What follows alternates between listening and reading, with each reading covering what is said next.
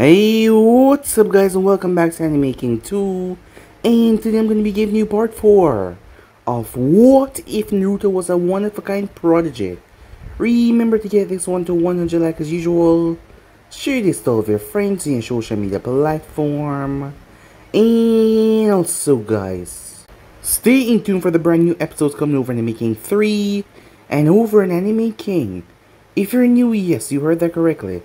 I indeed have 3 channels, Anime King, Anime King 2, and Anime King 3, which I post what fun every single day for you guys to enjoy. So go ahead and click that red subscribe button and become part of the Anime King family. And thank you for all of your help and your support.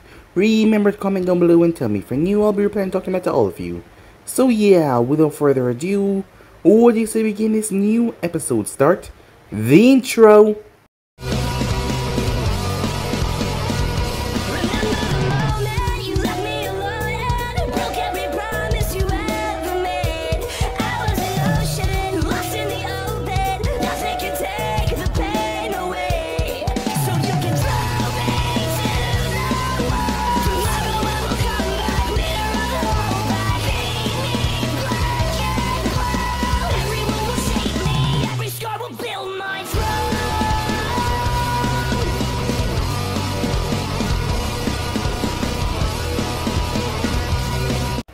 So the last part we left off, we start off with a flashback.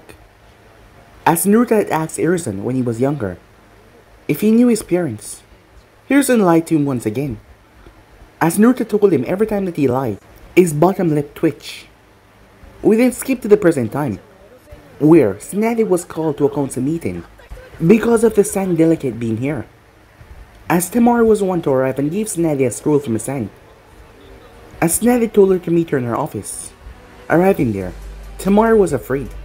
Tsunade had made it known that she wasn't someone to be pissed off, as the note was basically the elders wanting them to create a proposal marriage between Konoha and the Sand. She knew exactly who they wanted, and it pissed her off.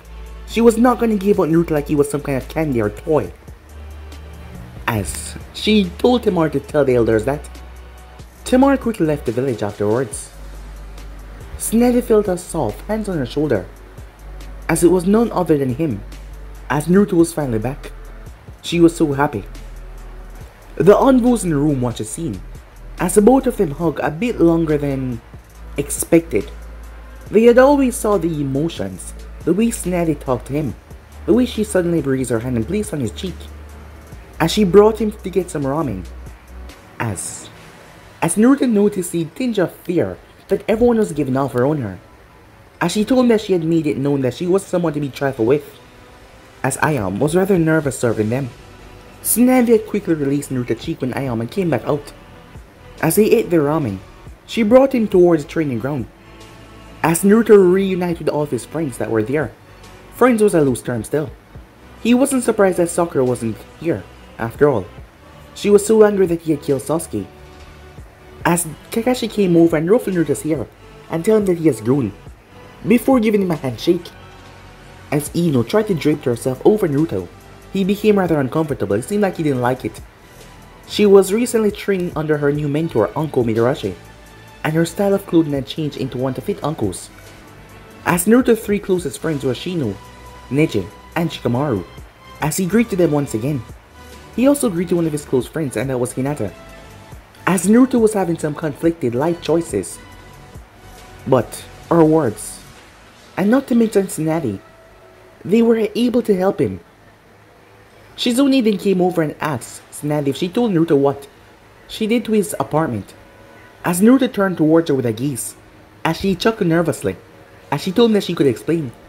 So yeah guys, so basically as we left off, you guys can switch across the place, check it out for yourself. So what is to begin this new episode? Let's get right into it guys. We start this new episode off with a flashback. What have you done? A woman screamed as Naruto stared at the boy on the ground. A young 10-year-old boy was lying on the ground. His neck was twisted awkwardly, and his eyes were blank, drool leaking from the side of his mouth. Naruto looked at the woman who came and rushed over as she kneeled over the boy. He threw a punch at me, said Naruto, and I responded. His face remained blank as the woman glared in anger at him. Her eyes were bloodshot as tears ran down her face, ruining her makeup. "He's dead. You killed..." She couldn't get to finish a sentence as 3 Envoy members flashed in the area. A woman with a cat mask placed her hand over the woman's mouth and vanished away with her. A young man with a long black ponytail glanced towards the dead boy. He then looked towards Naruto before he slowly picked up the body and vanished. An Envoy member with silver hair walked over as he towered over Naruto. As Naruto stared blankly into the unique eye holes of the dog theme mask, the Envoy member kneeled down as he placed a hand on top of Naruto's head. "The strong strive, and the weak perish. Which will you be, Naruto?" he said. In the flashback, Tsunade sat in a private booth with a cup of sake in her left hand, a pen in her right with a pad on the table. Naruto had retired to the Senju compound. After she explained what happened to his home, it wasn't her fault that she had that building destroyed. It was already falling apart. To begin with, at least she stored everything inside away and brought it towards the Senju compound. He was more calm after she had explained to him. She twirled the pen in her hand as she rested against the boot. So many things happened today. From the sand marriage, proposal, Naruto's sudden appearance, after his training trip, learning the extra detail about the Akatsuki, and her outing with him. Well, that last one was actually enjoyable. She gave a low sigh before she downed the glass of alcohol. The alcohol providing her with that comfortable sensation she has become so accustomed to over the past couple of years. She had grown so used to drinking large quantities. The taste was now similar to just drinking water. It no longer affected her like it once did, but it was familiar and calming. Someone came and sat down right in front of the booth. To face her, Tsunade sighed. She really didn't want to deal with Jiraiya right now. Things between them had been tense for 2 decades now, and she doubted tonight would mean anything. She gave another sigh before acknowledging him. "What is it, Jiraiya?" she said. "Don't waste my time. I have several things I want to get done before this night ends." Jiraiya had his notepad in his hand as he started to scribble something down. "I'm sure that you do, Han," he said, as she sighed and looked at him. "The brat told you what happened," said Jiraiya. "Yes, he did," said Tsunade. "If that's all you came here to say, you're welcome to leave."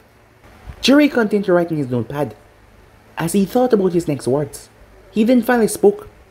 "You know," he said, "when I was younger, I had my fair shares of running with older women." Tsunade tilted her head at that as her eyes narrowed into tiny slits. "It was always an interesting experience," said Jiraiya. Tsunade's eyes kept on narrowing dangerously. "If I were you," she said, "I would choose my next words very, very carefully," she said, as she placed her palms on the table.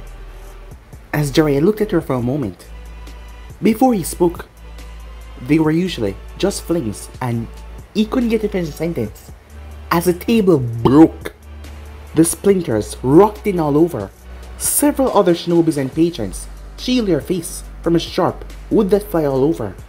"Who do you think you are?" Jiraiya asked Tsunade, her tone lit with nothing but venom. "I'm not just gonna sit here and be judged about my personal life by someone like you." As she got to her feet and crossed her arms, her glare became ferocious. "You had your chance 20 years ago, and like always, you blew it. You don't get to be bitter. You don't get to be angry. And you definitely don't get to judge me," she said. Jiraiya's fist clenched at the words. "I did what I believe was best for us," he said. "Well, that's just it, isn't it?" she said. "It's always about you. You're selfish.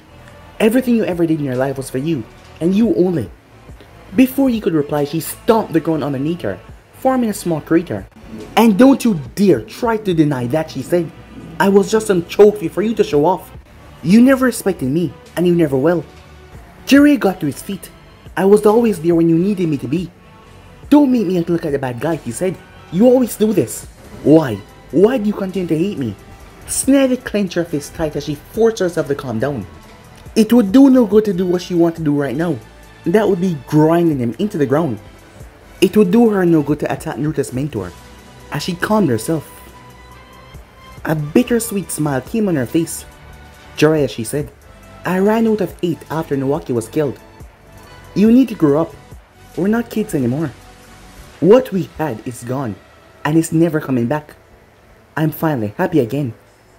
And the only thing keeping me from attacking you right now and crushing that skull of yours with my bare hand is because he would be upset. You do not get to choose what you think is best for me. Move on, Jerry, she said, as she made her way out of the bar. The entire bar was completely silent, as Jerry looked at Grom bitterly. After several seconds, he disappeared. Time skip. As Naruto sat in the room, that Tsunade had prepared for him, with Itachi Akatsuki ring in his palm. His blue eyes inspected the ring, as he took note of every single seals. It was the work of a master. Truly incredible work indeed. Only a Uzumaki would be able to create such a unique design. He inspected the ring for several more moments until he felt a pull on his chakra. He blinked as he realized he was surrounded by several other individuals, but their reflection was showing off a hologram view. He slowly stood up, every single pair of eyes locked onto him. Naruto's eyes met every single one of them, before his eyes settled on the one in the center that had the unique dojutsu. It seems this ring was a way of communicating with the other members. If he understood the seals correctly, then there was someone here that their ring all connected to. And it must be that man with a Rinnegan.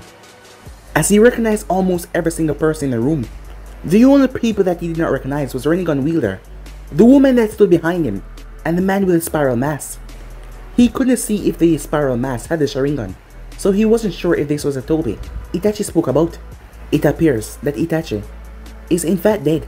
Naruto's eyes left the Rinnegan before focusing on the woman that stood behind him. She possessed a unique eye color. His hands went into his pockets as he finally spoke after a leader. Jiraiya Sensei had informed me that he spent his time in the Second Shinobi War in the Hidden Rain, and that he took care of 3 orphans and taught them how to survive. It's an interesting story, one that he will tell all the time. As Naruto gazed poured into Conan's, he told me he taught a boy who possessed the legendary eyes of Sage of Six Paths, the Rinnegan, a red-haired boy with a timid personality. Despite Conan's stoic gaze, she was becoming rather unnerved by the boy's stoic gaze and his words. It reminded her too much of Nagato's puppets. There was little, if any, emotion in those blue, cold orbs. And he also knew far too much information already. But you are clearly not that little boy. Sensei said that the 3 orphans died. Some boy with orange hair, and a young girl with lavender hair. Yaiko, Konan, and Nagato. Well, it could be a coincidence, said Naruto. But we're shinobis. We don't exactly believe in coincidence. The puppet of Yaiko had a small frown in his face as he looked at the Kyuubi Jinchuriki. Your words mean little to me, boy. I am God, and your death will usher a new era of peace. As Naruto's gaze shifted to annoyance, he hadn't looked at Nagato and the others since he started speaking. His eyes were just focused on Konan. So much power in a man with foolish ideas in our world. Do you truly believe in those words? It doesn't matter if I believe them or not. I have the power to shift the world, and I will do so. Collecting the tail pieces is the first step. As Naruto's eyes finally left Konan and stay focused on pain, if a man says something more than enough time, they will truly start to believe it. And you mistake me for a simple man, said Tendo. But I am not. I am a god. Naruto shook his head, rather annoyed. The only thing special about you are those eyes. Without them, you are nothing. Pain narrowed his eyes. I will come for you myself, Kyuubi Jinchuriki, he said, as Naruto's hands came out of his pockets. And you will die doing so, just like Itachi did. After I kill you, the Hidden Rain is next. The strong strive, and the weak perish. Naruto's astral projection started to disappear, as Nagato frowned. Itachi was an important member of the group, and with his death there was going to be issues. Nagato needed to push their plans ahead of schedule, and the Kyuubi Jinchuriki was another factor. But Nagato was confident he would be able to deal with the boy. After all, he was not a man, he was a god. Meanwhile, Naruto blinked as he found himself back in the room of the Senju compound. He rolled the ring in his hand for several seconds before his head shifted towards the door of the room. As Naruto blinked as he sensed Tsunade enter the house, he sealed the ring away as he looked back up. Something was wrong. He could sense it. As he slowly made his way through the house, he found Tsunade on the couch. Her hands covering her face. Her body was shaking slightly. As he made his way towards her, the closer he got, the more he realized she was crying. As his face started to twist into one of anger, as he quickly made his way towards her. Tsunade was surprised. She jumped in shock as Naruto pulled her hands away from her face. Her eyes met his and she saw the raw, unkept anger boiling in his eyes. Tears slipped down her face. "Who did this?" said Naruto. Her eyes narrowed in sadness as she glanced at the ground. She may not like Jiraiya, but if she told the boy this, he would fly off the handle. She was aware that she doted on him, and she was crazily protective over him. But the amount of rage that was leaking from him, it was just too much. She knew if she said a single word about what happened, he would go out of his way, and he would go after Jiraiya. "It doesn't matter," as she sniffled. "You don't need to get involved," she said.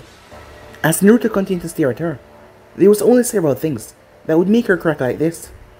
Reminiscing on Dan and Nawaki would be one of them, but she disproved that due to her statement. That meant it was either Shizune or Jiraiya, and considering he spoke with Shizune a short while ago, before the woman went to her room. As Naruto slowly released her hands, "Sensei, need to learn what respect is," said Naruto, as he started to walk off, but Tsunade grabbed his hand. He turned towards her. "Why are you stopping me?" he said. "I told you," she said. "You don't need to get involved. I can handle this myself." His face was blank as he looked at her. "I already told Sensei how I felt about his actions. Regarding you," said Naruto. Tsunade frowned before sighing softly. It seemed she had to do this the hard way. Her face hardened as she looked directly into his eyes. "Naruto, what did I just say?" she said. "You will not get involved. I don't want you to get involved," she said. "This is between him and I've already settled it." As she saw that he was just getting more frustrated as she got up, she placed a hand on his cheek and started to caress his face. "Please, Naruto," she said. "For me." He averted his gaze as his shoulders dropped. "If that is what you wish," he said. A small, teasing smile came on her face. "Aww, is my little Naruto-chan pouting?" she said. "I thought that you were a shinobi, and you did not pout." As she started to pet his cheek, her smile grew larger, as he tried not to pout but he was still pouting. He reached up and took her hand and moved it away from his face. "Must you do this all the time?" he said, as she realized her teasing was getting through, as her grin got even bigger. "My little Naruto-chan," she said, "your aunt loves you so much, and I know you feel the same." His head tilted the moment she said those words. She had a look on her face like she knew something that he did not. He didn't understand that look, but it was gone before he could fully analyze it. "I'm glad that you're so protective of me, Naruto," she said. "Thank you." As he simply nodded at the statement. "Get some sleep," she said as she started to walk away. "You have that assessment test tomorrow after all. It's gonna be where the Chunin exam finals were held." "Good night, Naruto," she said. His eyes remained on her until she rounded the corner. Time skip. Naruto sighed as he was pulled to the arena by Tsunade. He saw no reason that he had to do this, but she was adamant that he did so. He saw no reason to do so though. After all, he was one of, or if not the strongest shinobi in the village. The only exceptions was Tsunade and my guy, both of which could match him in strength and speed. Tsunade glanced towards him. "I know that you don't want to do this, but I want to see you in action," she said.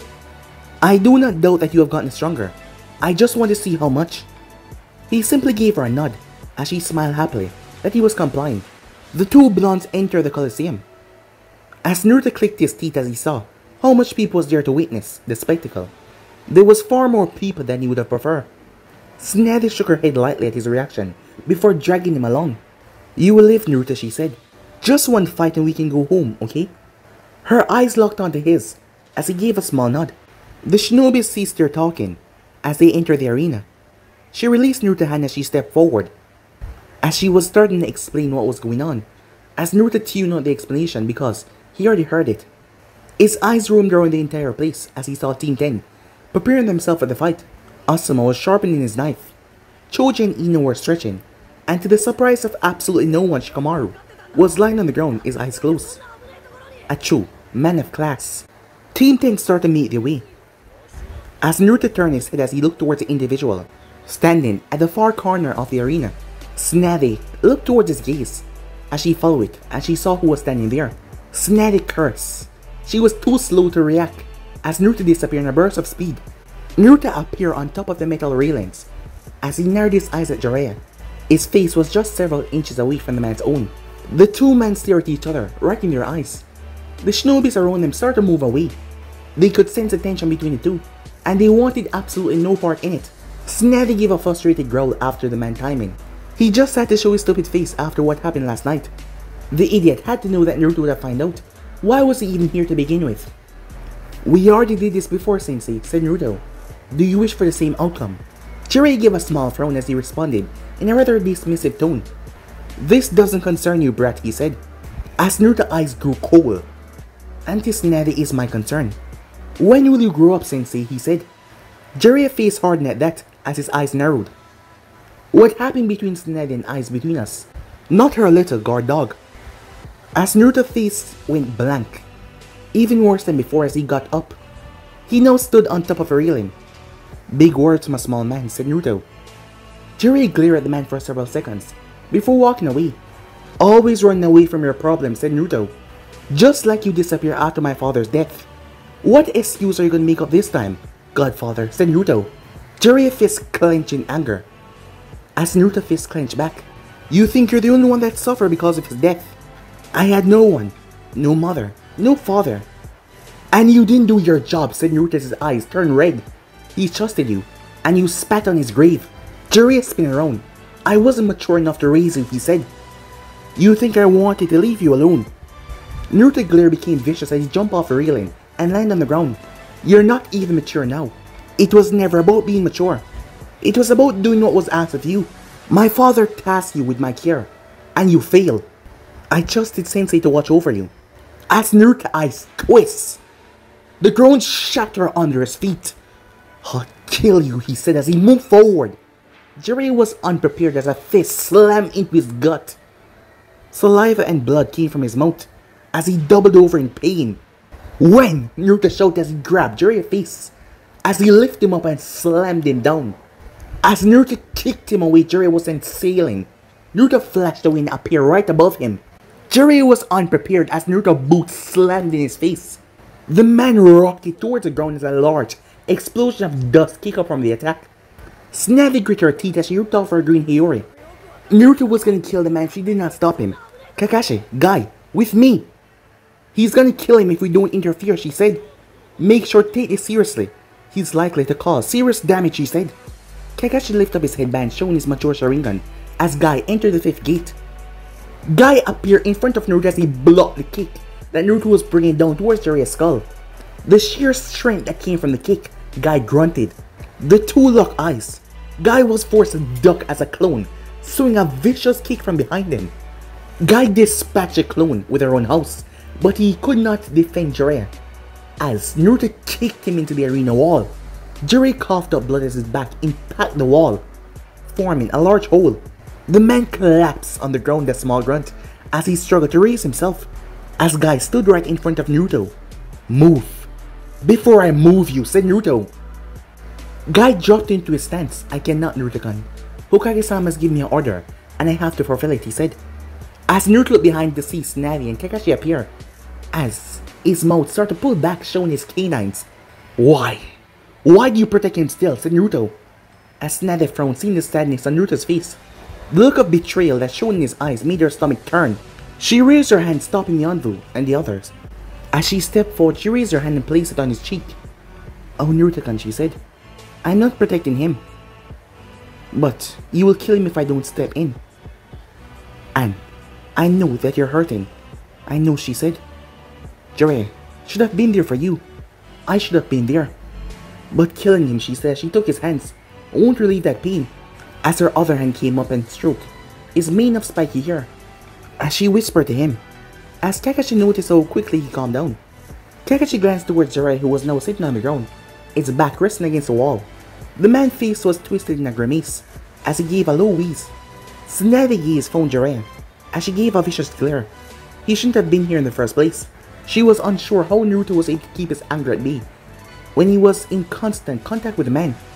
She should have followed her gut when she was thinking of how to proceed with his training. As she looked back down towards the boy. "Come on," she said. "Let's go home." He didn't verbally respond, but he gave a light tilt of the head. from his position. As he gave a small gesture of her hand with her pinky, as Nico appeared. I'm done for the day. Any meetings I have are postponed. Get everyone out of here. Jiraiya is not to leave. As Nico asks, if he proceeds to leave anyway, hunt him down, said Tsunade, as Nico gave a nod to the other envoys. Flashback. Why are you stopping me? Naruto stood on the head of the statue of Mother Uchiha with his arms crossed. His former teammate Sasuke stood on the statue of Hashirama. Why? Why try to bring me back, Sasuke said. This village has done nothing but hold me back. You of all people should understand his feeling. As Naruto simply shrugged, it doesn't matter. Auntie Tsunade tasked me with your return, and I shall do so. Sasuke snarled as lightning started cackling his left hand. Everything you do is for that woman. Does she even know about your feelings? A Rasengan formed in Naruto's palm. It doesn't matter, he said. She will never return them, said Sasuke. You do realize she's 3 times your age, right? Sad little boy with no one but his aunt. As Naruto's gaze became violent. Seems like I'm gonna fail my mission, he said. You won't be coming back to Konoha alive. Sasuke snarled. We will see who will live after this. As the both of them jumped forward. Chidori, Rasengan. In the flashback, Blue Eyes looked over the hundreds of buildings over Konoha. The people of Konoha was rather arrogant inside the village. Overconfident, was a slow killer. Well, they had a reason to be. Most of the powerful shinobis in the Elemental Nation were from Konoha. That is why, when those shinobis became rogue, they are more difficult to take down, such as Danzo Shinira and Orochimaru. Pulling off some acts of terrorism in the nations, even if he did not exactly became a true enemy to Konoha by declaring it outwards. He was in the village causing problems.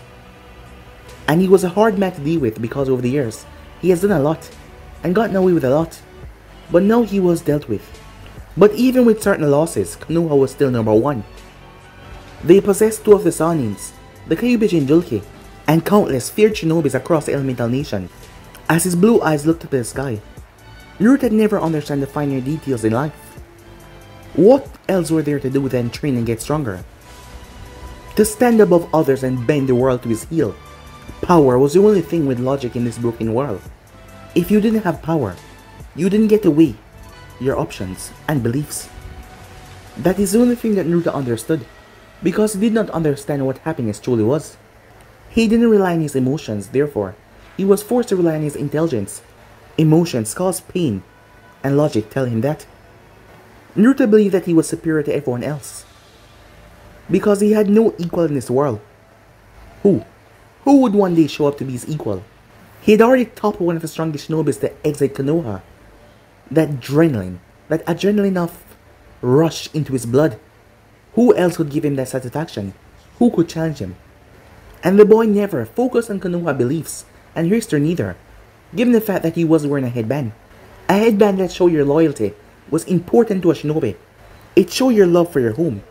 But Naruto did not love this village. It was the exact opposite. He hated it.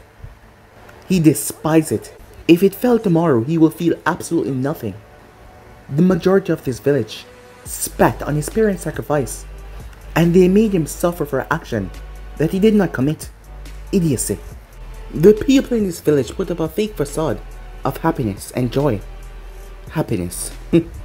This village was a cesspool of rage and anger, who thought that the only way for them to feel happiness was to torture a child for their comfort.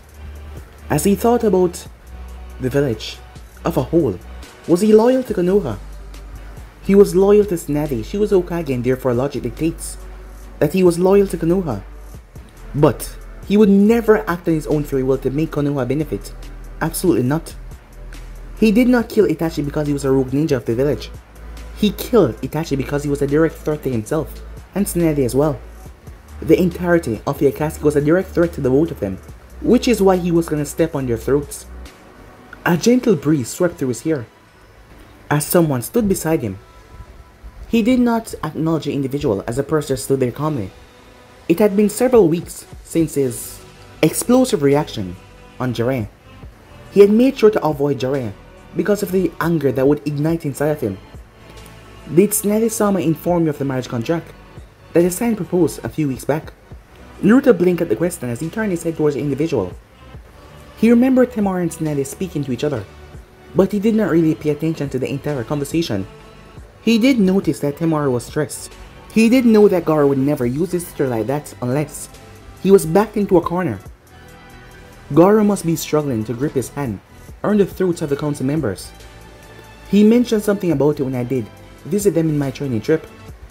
As the person sighed beside him, it makes sense on why she's been distant lately. Troublesome. As Naruto glanced towards Shikamaru with the eyebrow raised. You two have been courting, he said. As Shikamaru glanced towards Naruto, he reached into his vest and pulled out a pack of cigarettes. As he started tapped against his palm, I wouldn't say that we were courting, just talking and getting to know each other. As Naruto looked at the pack of cigarettes, you smoke now. I thought it was just you being around Asuma all the time. As Shikamaru sighed, he started to unwrap the plastic around the package. As he pulled one out and placed it inside his mouth. As Naruto clipped his finger, as he used fire chakra to light it, as Shikamaru gave him a thanks. Kurenai-sensei hates it, always nagging about how it's bad for our health. As if we're not shinobis, risking our life every day. As cigarette harm is the least of my concern right now. You're also changing the subject. As Naruto narrowed his eyes towards Shikamaru, before shrugging, Temari seems out of your league. The fact that Gaara is her brother, and that he's a Kazekage is another factor. Surely, Tsunade has stress, the danger of what you're doing. I would never jeopardize my position in Konoha. Tsunade-sama is far more stricter than the old stories said that she was. But you're avoiding the overall subject once again. As he blew smoke from his mouth, Naruto gazed watched over the village once again. Temari is a beautiful woman, but I'm not interested, he said. You know exactly what I'm talking about, Naruto, said Shikamaru. Auntie Tsunade has avoided bringing it up because it's not gonna happen, said Naruto. The other Kages need to realize that she won't bend the knee, and the council must understand that. Shikamaru rolled his neck. Sounds like a war is coming, he said. If you mean the Akatsuki, then no. A threat to all of you, an annoyance to me, said Naruto. The Big Five, said Shikamaru, has been beefing up their military. Tsunade has been ordering all of Konoha shinobis to step it up. She demanded nothing less than perfect over the past years. Any who opposed was stripped of their rank. If Shikamaru was being honest, it seems like she wanted the war, but he did not say that out loud. The Hidden Stone has been moving past their borders. Skirmishes are breaking out between them and Kumo. Kiri has remained quiet due to their civil war, but apparently, the revolt was successful.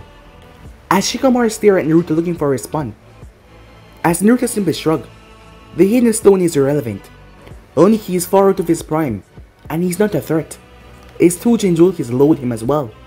Should he choose to place his shinobis on Fire Country soil, he will lose them all. And this Tsunade would personally mail their heads directly towards him. He's an old warmonger that needs to retire. As Naruto continued on, recently I visited Kumo. They possess a large amount of shinobi. It is no secret that Kumo has the largest military force. But the fourth Raikage is not like his father. He won't seek out confrontations with the other villages. Kumo will crush the Hidden Stone, and only he knows this. That is why he's moving closer to the stand in Konoha. If he chooses to step on our boundaries, then I'll remind him why my father is feared in their nation. Shikamaru's eyes sharpened at that statement. The way he was talking, it was like they didn't pose a threat to him at all. And Naruto just stated facts. He wasn't boasting. Shikamaru knew that Naruto was a monster of a shinobi. That was made perfectly clear when he almost killed Jiraiya a few weeks back. If Tsunade wanted a war with the Hidden Stone, she would send Naruto towards the front lines, where the shinobis were trying to get on the Fire Country border. If she sent Naruto out there, that was a clear message that Konoha was not afraid of fighting. What of Kira, said Shikamaru? Jiraiya and I was requested to aid in Kira's civil war, said Naruto. It is not common knowledge because Kira has been so silent. The new Mizukage is more concerned about fixing her nation more than anything else. You would fight in a war to protect Konoha, Shikamaru asked. As Naruto scoffed as he looked towards his friend. Protect Konoha? I would sooner cut off my own hand than protect this village. As Naruto stepped towards the edge of the cliff. I do what Auntie Tsunade tell me to do. If what I do benefit Konoha, then so be it. But I do not care for this village. The only reason I remain here is because of her. I am not loyal to this village, and I will never be loyal to it. As he simply stepped off the cliff and he was gone. as Shikamaru stared at the spot. As Shikamaru released a large amount of smoke, as he threw a cigarette away as he sighed. Time skip. Saucer, Deidara, you both are to retrieve the Ichibai Shinjuku from the sand. We are pushing our plans ahead of schedule. Those infamous, powerful eyes demanded what they want, and they shall receive.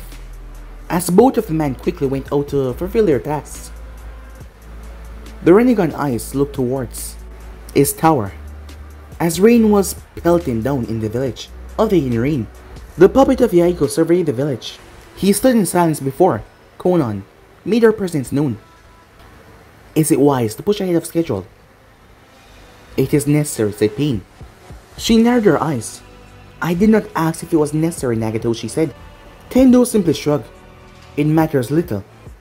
Our plan for peace is becoming a reality. There is not a single person that can stop us from succeeding. Her face twisted into one of annoyance. And Itachi's death is not enough for you to take matters into your own hands. If you haven't forgotten, we needed him. There are no Uchihas that are alive, Nagato. Her tone was a bit harsh as he spoke the last part. As he finally turned to look at her, Madara is still alive. He is sufficient enough to complete what Itachi was tasked to do. She exhaled a breath from that. That man is a far cry of the real Madara, and you know this. He fools no one. Is your ego blinding you that much that you do not see what is happening? She asked. You are serious about this, he said. As he looked into her eyes, the Kyuubi Jinchuriki words have shaken you. Konan glanced away. You shouldn't take his threat lightly. Uzumaki's, do not lie, Nagato. As Nagato was silent for a few minutes. You believe you can speak to him, don't you? He has the same eyes as you, Nagato. The Yaiko puppet frowned at that. It did not speak right away, as it fully turned towards Konan. Are you doubting our ideal world of peace? Konan looked towards the ground in silence. Her answer. She has known her answer for a long time. She was well aware of the man that Nagato has become. After Yaiko's death, she had tried all that she could to alleviate the pain that he possessed. But she wasn't enough. She could never be enough. Her best friend was a shadow of himself, succumbing to the words of that man, the man who claimed to be Madara Uchiha. That man was not Madara. The true Madara would never ask others to do his deeds. He would do them with or without help. Madara Uchiha was renowned for his strength and power, but he was also known for his pride. And she did not speak. I see. Your silence is all the confirmation I need. You have lost faith in me. She looked up. You're a shell of your former self, Nagato. I tried and tried to help you, she said. You've changed. You took on this persona of a god, slaughtering innocent people, Nagato, as her hand clenched into fists. What happened to peace through understanding? We created the Akatsuki as a sign of hope. Look at us now, we're criminals. We're doing exactly what Hanzo said we will do. He frowned. We're making a better world, Konan. I am saving these people from suffering. Further suffering. The Jinchuriki's death will create an everlasting peace. This isn't what Yaiko wanted for us. The Akatsuki was supposed to be the hope for the Hidden Rain. You've subjugated. You've hired psychopaths, scums for comic sake. Open your damn eyes, she yelled. Tears started to fall from her face. As he looked at her, he was justified in what he was doing. This world needed peace. Yaiko died for that peace, and he was going to change this world, and yet she was telling him otherwise. You are the one that has forsaken Yaiko's dream, he said to her. She blinked in shock. How could he say that? How could he ever say something like that? She would forsake the dream of the man that gave her hope, purpose in her life. The boy who saved her life from starving in a ditch on the outskirts of the Hidden Rain. You dare accuse me of turning my back on Yaiko? Who do you think you are? We took you in, we raised you, we feeded you. Paper flooded from her body. He was forced to leap away as the top of the building exploded.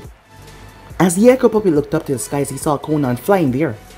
Her face was twisted in anger and rage. I've stood by your side for the past 20 years. I've watched you kill people for just questioning you.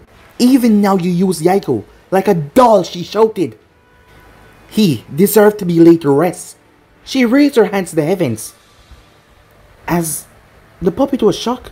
Surely, she wouldn't use that jutsu, but he felt the surge of chakra. But guys, be ends episode right here. If you want to see next person, do like, subscribe, comment down below, and turn on that bell notification to stay posted. Remember, share to all of your friends in your social media platform. And also, guys, stay tuned for the rest of what keeps coming your way. I hope you guys enjoy each and every one of them. But more for now, see you guys soon. Peace out.